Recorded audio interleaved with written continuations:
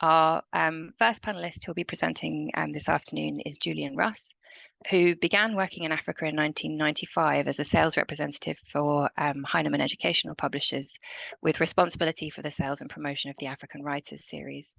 And after a period of living in South Africa, he set up Tula Publishing as a sales agency for UK publishers selling print resources across Africa. In 2013, he became a partner and director of Baobab eBook Services, which is an ebook aggregator platform focusing on the African institutional market. And he's been behind the creation, sales, and marketing of the ebook platform for the African Books Collective, an organization of which I'm sure you're all aware. We will post links to some of those different organizations in the chat as we go along as well. We also have with us today Professor Ainehi Edoro-Glines, who's a Nigerian academic of Asan descent. She is a Villas Mellon Morgridge Assistant Professor of English at the University of Wisconsin-Madison, where she teaches and researches African literature and digital culture, in addition to holding a joint faculty appointment in the African Cultural Studies Department. She graduated summa cum laude in English from Morgan State University before completing a PhD at Duke University. She's the editor of Brittle Paper, which is a leading online platform dedicated to African writing and literary culture, which she founded in 2010, which has placed her at the epicenter of literary culture as reinvented by digital and social media technology. She's currently working on her first book entitled Forest Imaginaries: How African Novels Think, which traces a literary history of the African novel through the representation of forests in fiction. Her journal article titled Unruly Archives, Literary Form and the Social Media Imaginary is forthcoming in English Literary History. This article looks at what social media can teach literary scholars about literature. In 2018, she made OK Africa's Top 100 Women list in honor of her work in media publishing, and she has given lectures at Yale University, University of Stuttgart, Northwestern University and elsewhere, as well as being featured on The Guardian, BBC World News and Africa as a Country. So both of these speakers are bringing extraordinary ranges and lengths of commitment to thinking through the connections between the digital realm and African literary production and circulation, and in all of the kind of diverse aspects. So we're really delighted to have them speak here today. And I will now pass over to Julian, who's going to talk a little bit about his work, before we pass over to Ainehi, who's going to talk a little bit about her work. And then we'll move into more of a discussion and invite audience participation. But first of all, I will hand over to Julian. Good afternoon, Julian.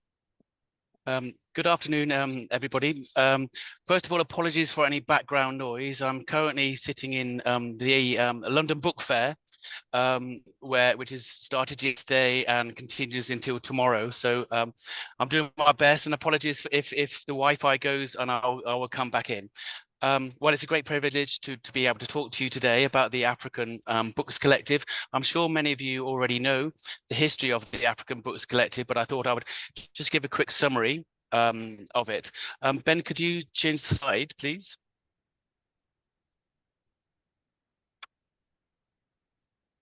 So the history of the African Books Collective. In 1985, a group of African publishers met to address concerns and the constraints that they were experiencing about the marketing and the distribution of their print titles outside of their domestic markets. The collective ABC was formed as a self-help initiative to strengthen the economic base, and also to meet the needs of the libraries and other booksellers outside. The African Books Collective, I would call it ABC, is a completely African-owned cooperative, which is responsible for the worldwide marketing and distribution of books from and published by Africans, both scholarly literature and from children's books. The new opportunities that have, with a changing world, have been afforded with the evolution of the digital publishing and electronic books have been seized upon, and ABC continues to play a key role in the digitalization of African cultural output. While adapting to the changing markets and methodologies, ABC's founding ethos remains unchanged. ABC remains a non-for-profit organization on its own behalf, on behalf of its publishers. could you change the slide, please?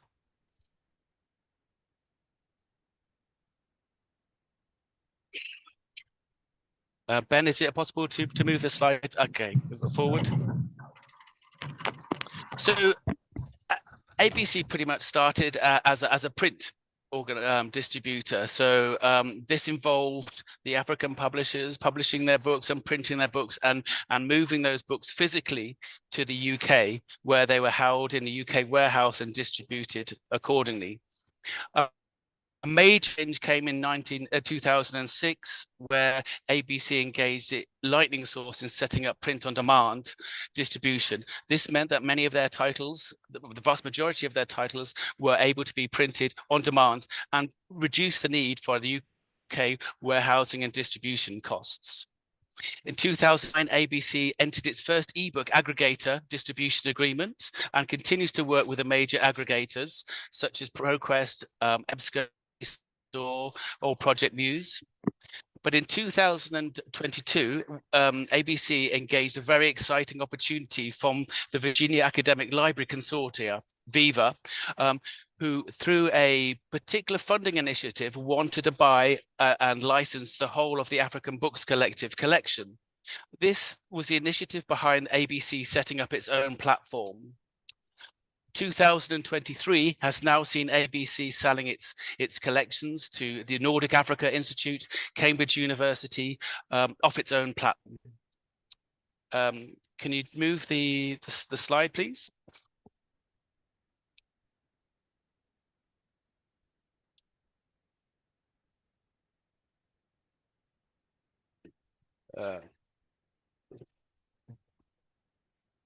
So ABC has its own platform, its own bespoke ebook platform, and this is the landing page for it, ebooks.africanbookscollective.com. And what we've been able to do is we currently have over 2,000 African publishers' titles on our platform. We have 65 open access titles on that platform. We have curated our collection across 14 subject areas. If you can go to the next slide, I can show you an example of the landing page for itself. So the platform itself is based on Koha, and I'm sure many of the librarians here know about Koha, which is an open source library management system. So this is the landing page for itself for the African Books Collective, where we have all the titles there. If you can go to the next page, please.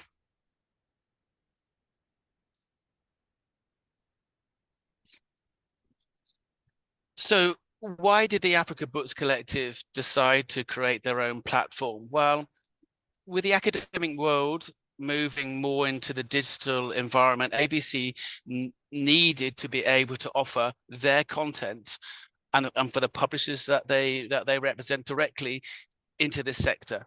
With ABC owning its own platform, it gives the ABC African Publishers Partners much more control over their content, both commercially and also within enhanced visibility. What I mean within enhanced visibility, through the platform as well and the sales, then publishers are able to see where their content is being sold, what the usage statistics are like, and these are sort of situations which can help ultimately in publishing decisions itself. The creation of a platform as well has meant that ABC's partners are able to make their content available digitally much quicker than they previously had. And ABC, we're going through a process of digitalizing more of the backlist as well, which means that many more of the titles which could have been out of print in the print world stay available.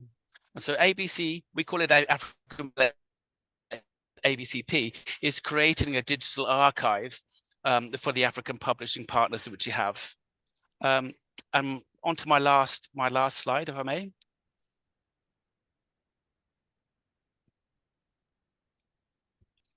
The creation of an ebook platform hasn't been without its challenges for ABC.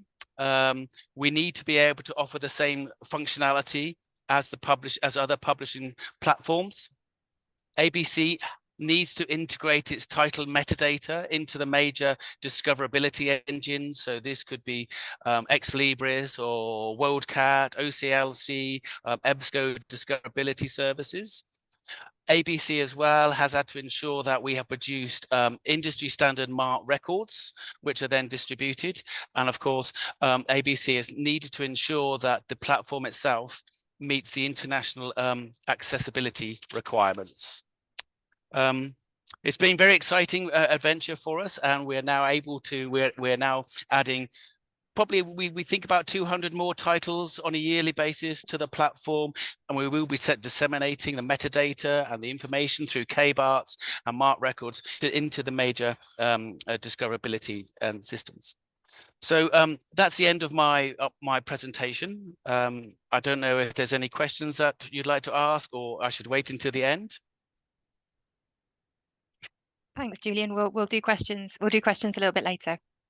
Thank you very much. That was fantastic. A great introduction to the history of ABC and the work that you're currently doing. Ainehi, over to you. Hello, everybody. Thank you so much, Liz, and your team for making the space to do the work you do at SCOLMA. Thanks to everybody who is here. I'm looking through the chat, and people are coming from all over and in different archival and book publishing and distribution spaces. It's wonderful to be in this space. And thank you, Julian, for that presentation. I have always admired the work that ABC does, and the way in which it kind of bolstered the African literary industry over the decades is something that is worthy of celebration. I'm going to talk about the impact of digital culture in the way we make space around African literature, and in the way that we understand the big shifts that have happened between the 90s and the end of the 20th century, and what we might think of as the digital age. And the beautiful thing has been that brittlepaper.com, and for any of you who do not know about Brittle Paper, you can go to brittlepaper.com to kind of see what the space looks like. We have been around for about 14 years now, and we cover the African literary scene. We create content around who is doing what in the literary space. Our content categories include things like news content around African literature. In fact, the idea of creating news stories and news content around literature is itself fascinating and is new, and it's something that is only possible because of the ways that digital tech has kind of shifted the content creation space. Another thing that we are known for is the ways that we curate the book publishing space.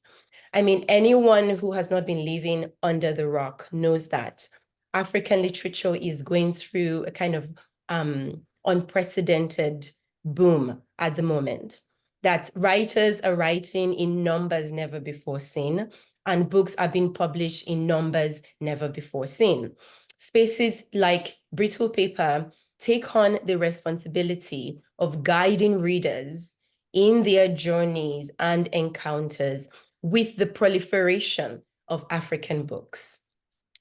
And that comes with its own specific kinds of challenges within the context of digital technology, but particularly social media. And hopefully, if we have time, we can talk about what's the whole Gen AI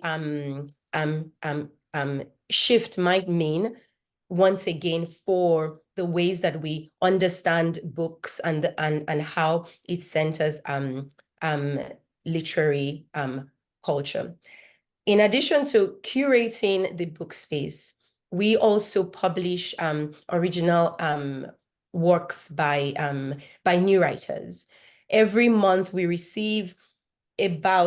year, we receive about 2,000 submissions, and we are only able to publish maybe about 10% of that. And 98% of the submissions we receive come from the continent. Very young writers from between the ages of 18 and 22. So this tells you that the literary scene and the literary culture is expanding by adding and including new voices. We began to keep a database of books in 2018. And every year we come out with 100 notable books of African literature list. And increasingly, we've seen that that every year, the amount of debut authors who are represented on that list is expanding, which tells us that the African literary market is expanding by adding on new and exciting voices, which tells us that this is a market, this is a community that is definitely growing. So, but what is interesting to me, right, is the way that a project like Brittle Paper and the ways in which it is curating the African literary space would not have been possible without digital technology. And I think that this impact is important to consider in two ways. That, first of all, in understanding where we are today, where African literature is today in relationship to digital technology and culture, we have to think about the longer history of how we got here and how the rise and the growth that we are seeing in African books culture is very much tied to and dependent on the shifts that happened in relationship to digital culture. So in the 90s, right, we were talking about a literary space that was in distress, right? African books, African libraries were struggling, right? Sometimes when we think about the 20th century, we have a certain kind of romantic view of it because it is anchored for us around people like Achebe, Soyinka's Nobel Prize, and figures like that. But the truth is that it was a very strange times in terms of the visibility of African books. But what we do know, though, is that by the 90s, things were in very bad shape. And if some of you can recall in 1985, when, what's his name? Michael Crowder coined the term book famine to describe the state of African book publishing. As problematic as that term is for all kinds of different reasons, it captured where African books were in relationship to the global literary market. Now, something shifted, right, at about 2004, I would say, with the publication of Adichie's first book, right? We began to see that writers were getting global visibility in a way that was more market driven than it was before. And so for me, one key defining factor of our moment versus the previous decades is that today I see African books as being more market driven than they were before. And part of what we've been doing at Brittle Paper is figuring out how to capture, how to archive all these shifts that are taking place within the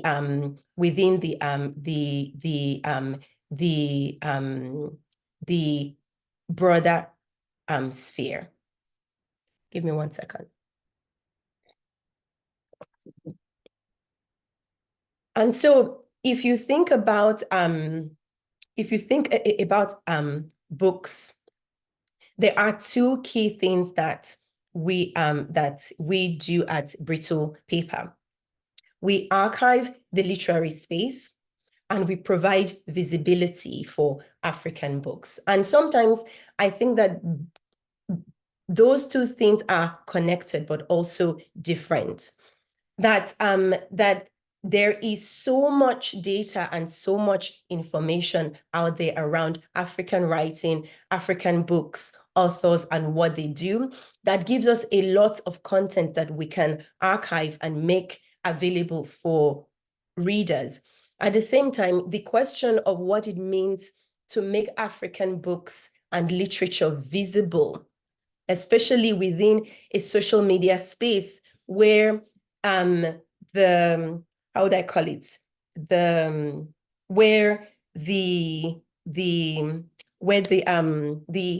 attention pie, right, is getting slimmer and slimmer and slimmer every day, especially for literature, right? So we are faced with a world where literature generally is becoming more and more and more marginalized in terms of how much attention it can get within a world that is increasingly moving towards social media. Brittle Paper is working within such a context. And I guess I would end with the possibility or the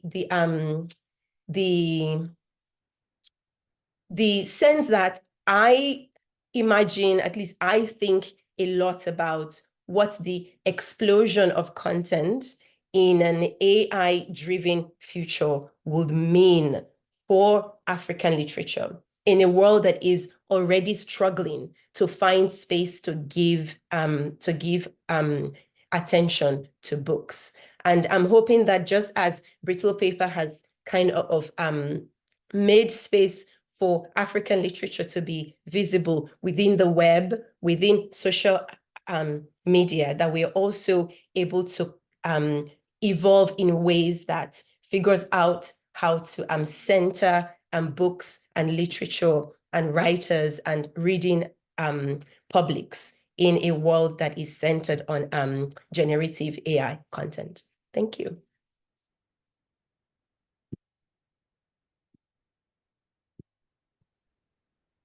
Thank you so much. So much to think about there, and so many ideas, as well as some of that background to Brittle Paper. It really is such a privilege to have two people involved in such significant organizations talking with us today. I guess one of the first things that I mean, so both of you have presented ways in which sort of working through the digital opens up new possibilities for new kinds of relationships between, I think in Julian's case, yours particularly, between publishers and booksellers and audiences. But I know he also, I think, again, thinking through, especially in the social media space, the ways in which writers are connecting with readers, or writers as readers and readers as writers are kind of sharing in a kind of a kind of forum for discussion. I wondered if both of you would be able to speak briefly to the ways in which this change over time that both of you have described, and the changes in technology, have changed what forms of writing, or what is published, or what could be published, versus maybe say 10 or 15 years ago. Are there kind of noticeable changes in the type of material the length of books, in the kind of construction of the things which are becoming available on digital platforms, versus what was predominantly being circulated in an earlier, in let's say 10 or 15 years ago.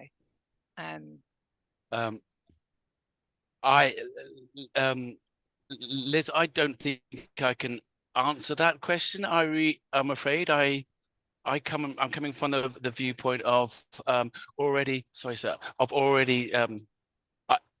I don't really have an opinion on that, I'm afraid. Not to worry. Ainehi, do you have would you have something to speak to that? Sure. I do think that it is shaping the kinds of books that we are seeing, right? And this is not just African literature alone. I think it's the broader literary market, insofar as it's centered on the on US and UK as kind of the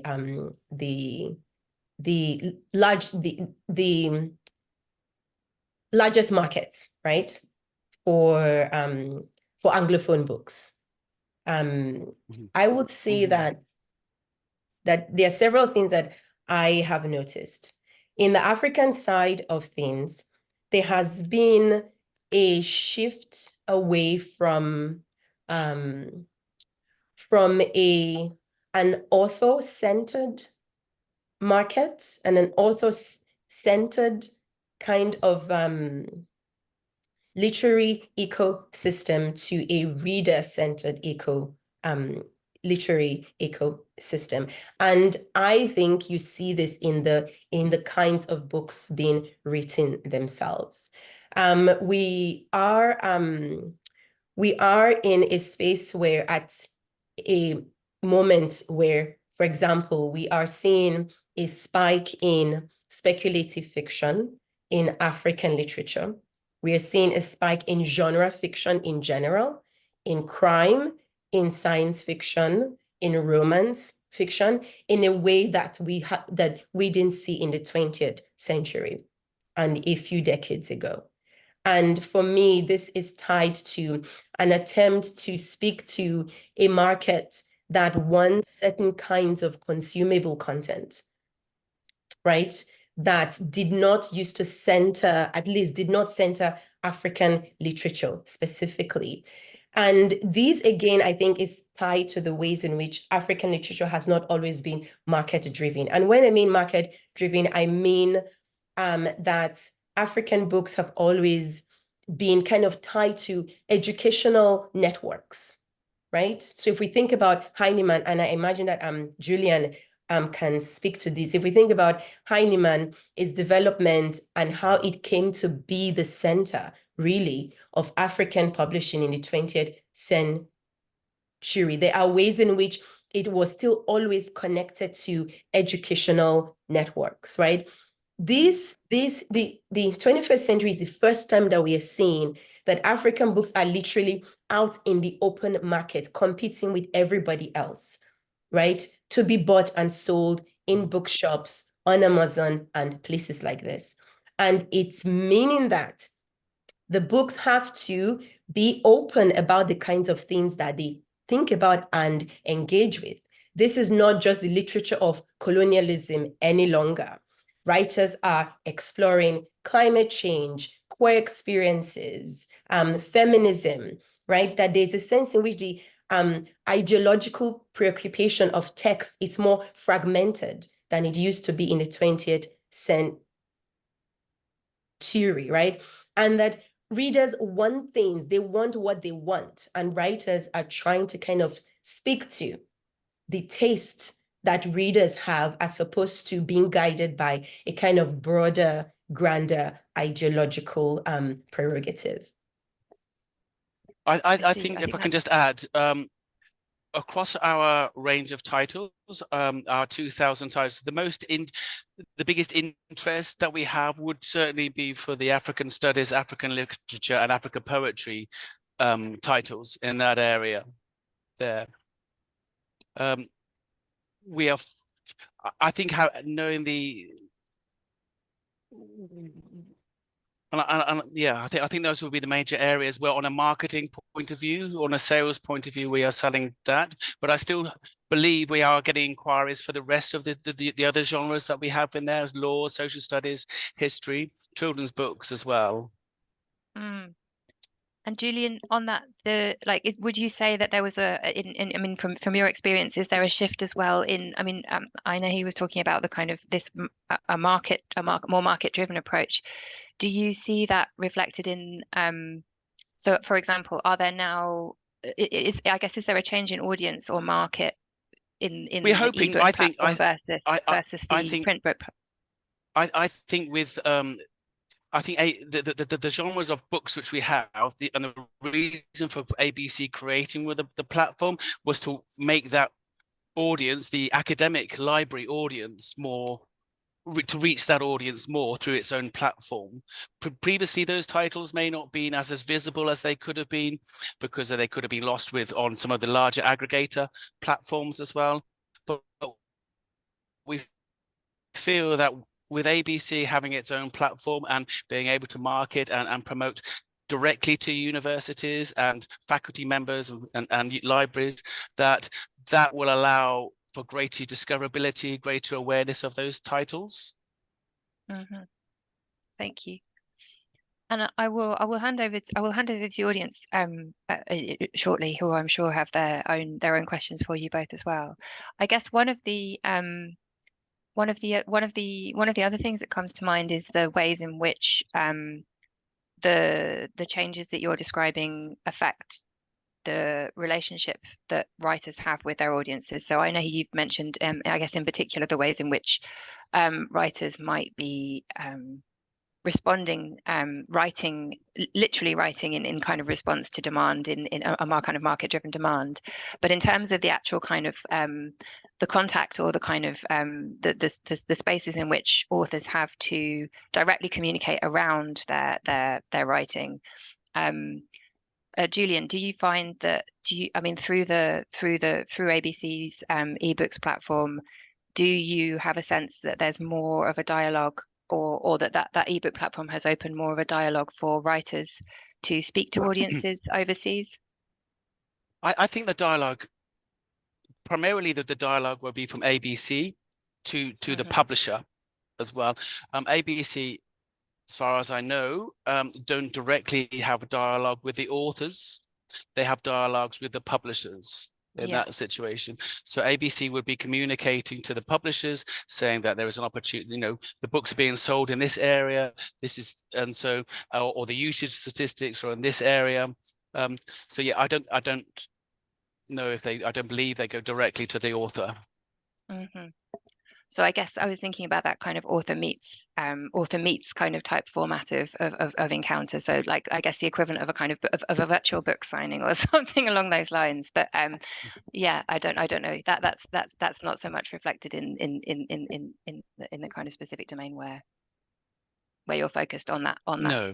Which is more directly to getting the books onto shelves. Yes. Ainehi, what would you say about that kind of sort of author meets kind of format? Would you say that, again, that's something which is shifting?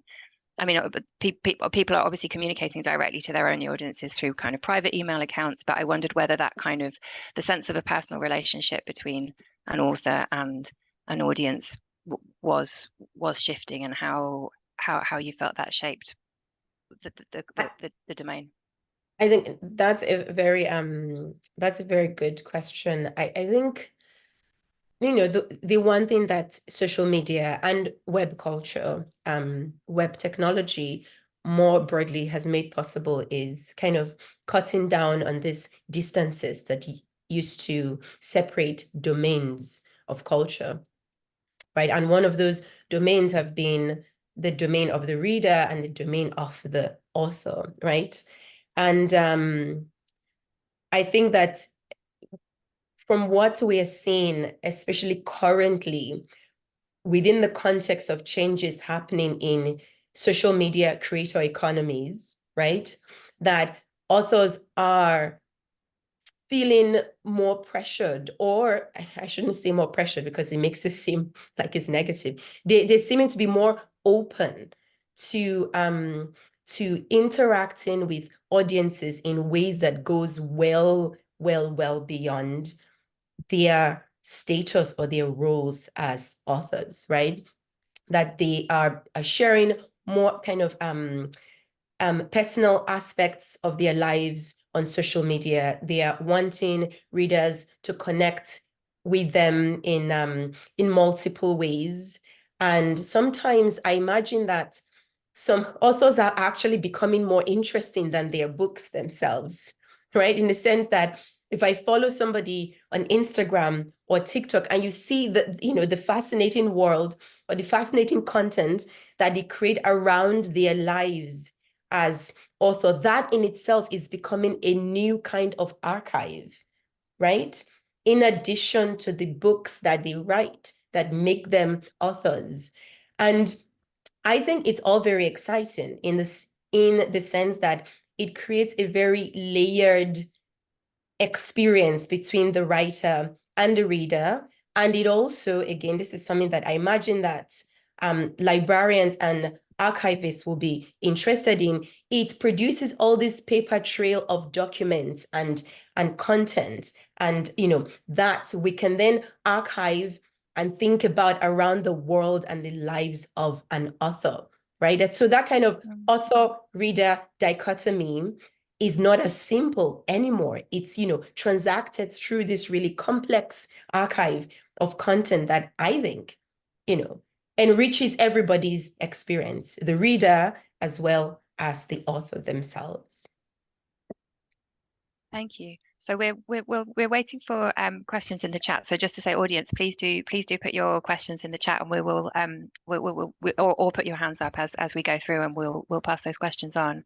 Because I guess that question of archive brings me something that I was wondering as I was listening to both of you and thinking about your roles in this moment of really kind of pivotal change, through the last kind of 10 and even and longer years. I wondered to what extent each of you were working with, or whether you were working with organizations to archive the work that you've been doing. So I mean, I think this is very much a kind of archivist's question, but in let's say 30 years, will there apart from the website itself, Ainehi, would there be a kind of will there be a kind of archive of email exchanges or so on? Is there an institution that you can imagine taking that kind of record of the work that you've been doing? And equally, Julian, apart from kind of accounts and sort of meetings minutes and so on, has there been, or is there a kind of space where that material is being formally recorded, that because both of you are working in organizations or have driven organizations doing such important work, I guess I wonder where historians in 30 years time might come to try to learn more about what you've been doing. As far as the archiving of the content, is that what you mean, Liz? I really meant your process, Julian, the changes that you've been making, the decisions as that platform has kind of grown. Yeah.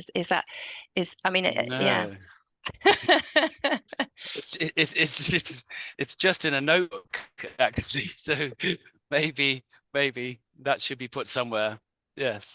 No. Well, we haven't archived that, so. Yeah, we can invite you to think about that. And Ainehi, have you had kind of conversations about? Oh, sorry, Julian. But as far as the books themselves, ABC work with a number of organizations. Portico is one and Clocks is another, to ensure that those books are archived in 2 separate areas as well, which it seems to be an industry standard policy as well. They're kind of digital, a kind of digital warehouse, warehouse of those. Mm-hmm. Yeah, Ainehi. So have you been having conversations about the preservation of your process at Brittle Paper? I mean, I think that it's an interesting thing to think about, because I've always thought that I was on the archivist side of things. I've never really imagined what it means for the archivist of the future to look back and say, oh, so how do we contextualize what people like Brittle Paper were doing? That's definitely something to think about. But I would say that what has been really exciting and which makes digital technology so special is how it has allowed us over the years to collect and organize information around African literature. I think it is so special. Right now at Brittle Paper, we have about 5,000 articles that we've published over the last many years, all of them centered on African literature, capturing little things from controversies and gossip to book reviews and essays and news content. So that, you know, I mean, it's exciting to think that we have all this content, right? And that it's a repository of the lives of African literature in the past decades plus, and what that type of repository can allow you to do, especially, you know, in relationship to AI, right? How having access to that kind of archive can really help you understand larger trends and larger stories that we may not be able to see about, you know, in relation to the development of African literary culture. It's really exciting. It really is.